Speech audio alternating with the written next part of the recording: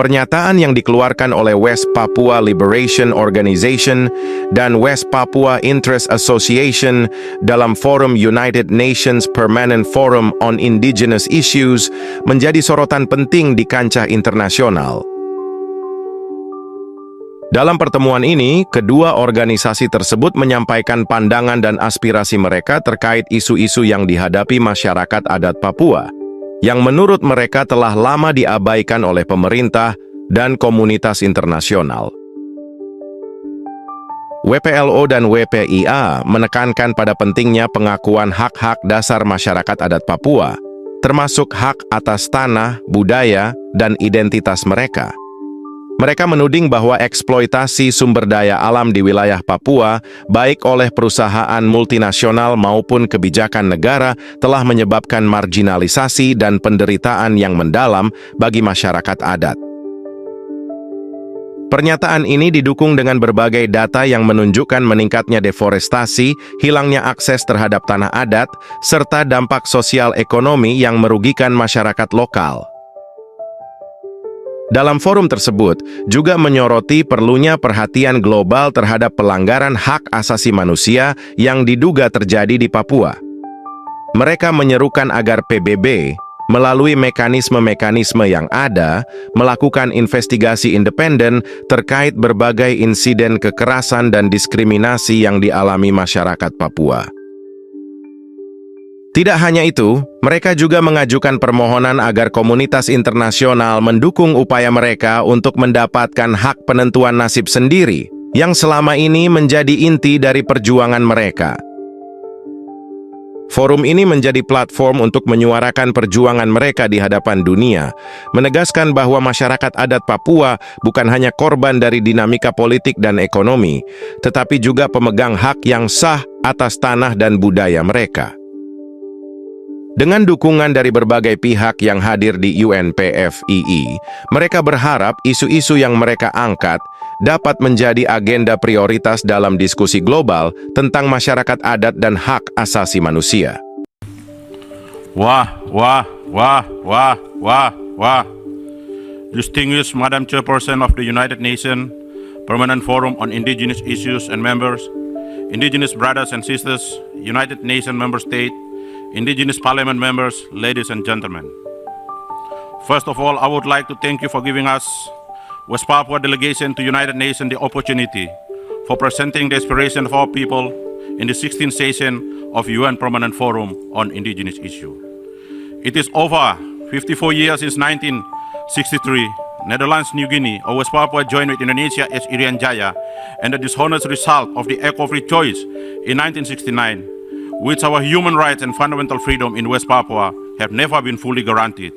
This political process is still being questioned by West Papua indigenous people and have called for the independence.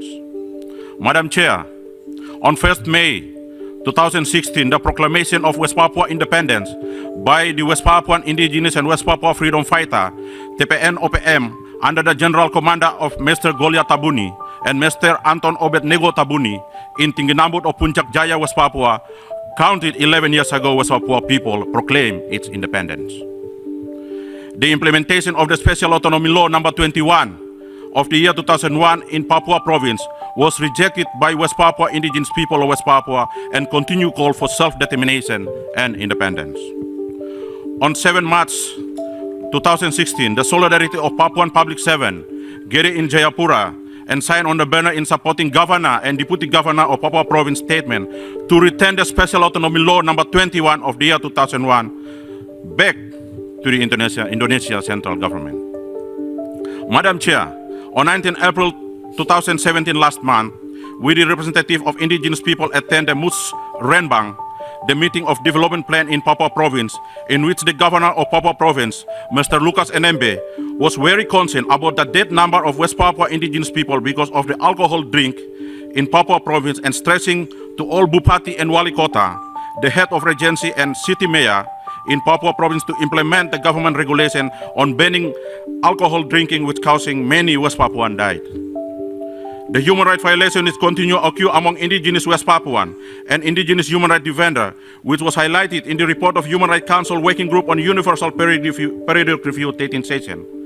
On 3rd May 2017, the 27th session of UN Human Rights Council Universal Periodic Review in Geneva will review Human Rights Report of Indonesia, which failed in implementation recommendation of Human Rights Council Universal Periodic Review 13th session. Dear Excellency, UN Expert Mechanism on the Rights of Indigenous People and the Chair of the Permanent Forum, I am John Anari, the leader of West Papua Liberation Organization. I represented my people to come to United Nations to push United Nations responsible on their rights and their duty to process the UN resolution, UN General Assembly Resolution 448 that set up West Papua or West New Guinea as non-self-governing territory. So pursuant to the Article 73 of the Article of the 73 of Article of the United Nations Charter must grant it independent for all non-self-governing territory. But why United Nations forgot my people? I came here, I push this forum to push the United Nations Special Commission on Decolonization or Commission 24 and the Commission 4 of the General Assembly to set up the UN Resolution 448 to the agenda of the UN General Assembly in this September. So I'm represented my people to push because United States interest in our mineral resources. Finally, they push that to transfer the administration of West Papua into Indonesia in 1962 by the New York Agreement that they signed in this building in 15 August 1962. In the agreement, they arranged about the transfer of the administration of West Papua to Indonesia and then the self-determination in 1969. After the transfer of the administration from that to Indonesia and to United Nations through the United Nations Temporary Executive Authority, but United Nations Temporary Executive broke our country and they removed with the administration of UNTEA, and then after that transferred to Indonesia, and Indonesia removed all administration of West Papua. That we have independent. We have declared our independence in 1 December 1961. But why United Nations forgot? So I hope this forum must recommend it to the UN Special Commission on Decolonization or Commission 24 and then the 4th Commission of the General Assembly that focus for politics and decolonization. So Chairperson. Thank you very much, Madam Chairperson. As this is the first time for my delegation to take the floor, we would like to congratulate you for assuming the chairmanship for this forum.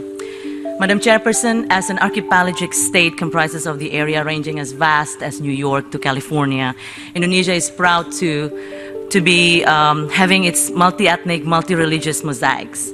With almost 260 million population, the protection and the promotion of human rights remains the cornerstone, the DNA of the nation's policies. The Indonesian Constitution guarantees that all citizens' human rights are fully protected and are equal before the law, and our unwavering commitment in the promotion and the protection of human rights continues to be strengthened, including through our participation in the Universal Periodic Review process that just took place in Geneva this morning.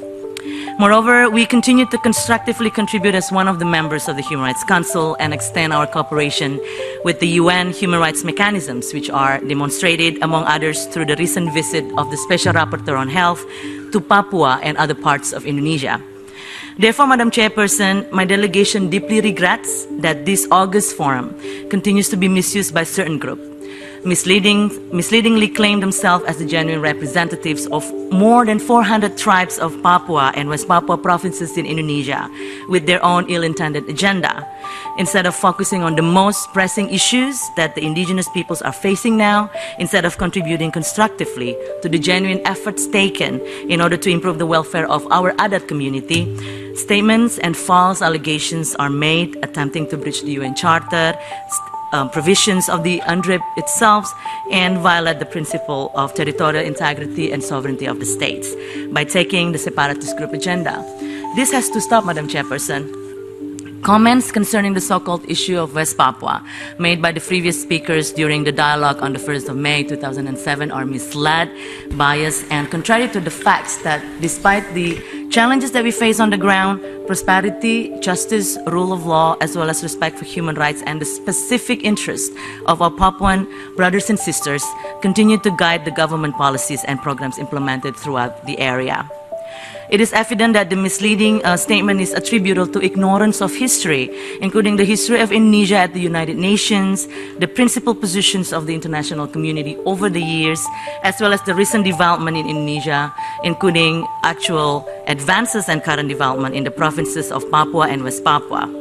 My delegation therefore wishes to recall and reaffirm that the 1969 reintegration of Papua into the unitary state of the Republic of Indonesia by the act of free choice as recognized and accepted by the respective governments, by the UN, and by the international community of nations, and it is valid, legal, and irrevocable.